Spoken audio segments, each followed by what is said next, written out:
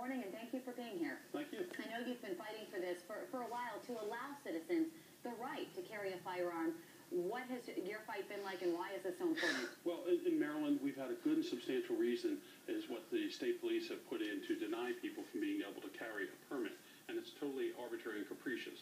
As long as you don't have a felony conviction, you don't have mental health problems, drug or alcohol addiction, or propensity for violence, then you've met the constitutional requirements to be able to carry. Well, with the Attorney General now saying that you're going to revamp and look over this law once again, what does this mean for you in your fight? Well, what it means right now is most likely what's going to happen is they're going to start trying to restrict the places. Since this Woollard decision has said that you can carry outside the home and that the Second Amendment extends outside the home, now what they'll try to do is limit the locations that you can carry. So I expect the next fight to be over in government buildings, parks, churches, and areas where alcohol is served. And there are reasonable restrictions that the government should be able to place on. Is that a safe bet? If you're going to start restricting places, are people then going to be leaving their guns in their cars and in other places because they can't take it into a bar, take it into a park?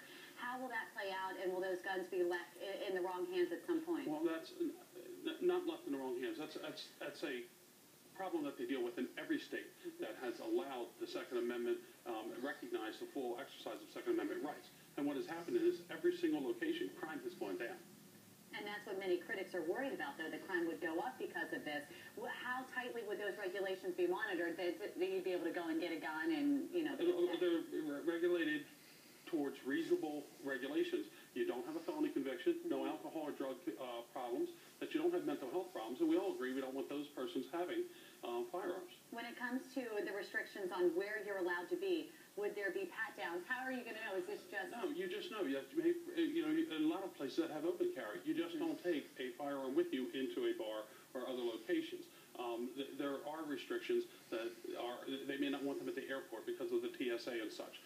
There are reasonable restrictions that you can place. How confident are you that this will move forward, your fight will move forward here in Maryland? I'm very confident because the Second Amendment is very clear.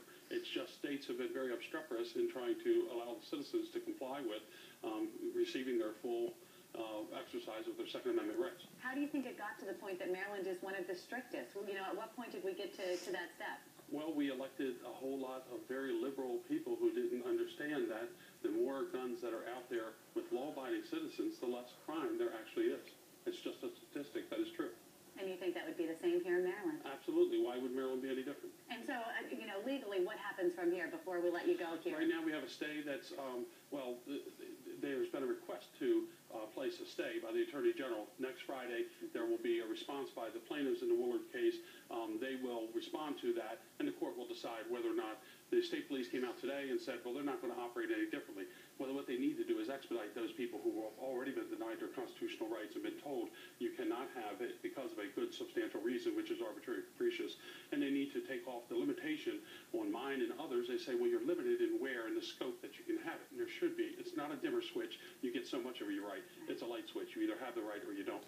All right, Delegate Smigiel, we'll have to end it there, but I'm sure this will continue. Thank you for coming in. Thank you very much for having us. We appreciate it. We'll come in.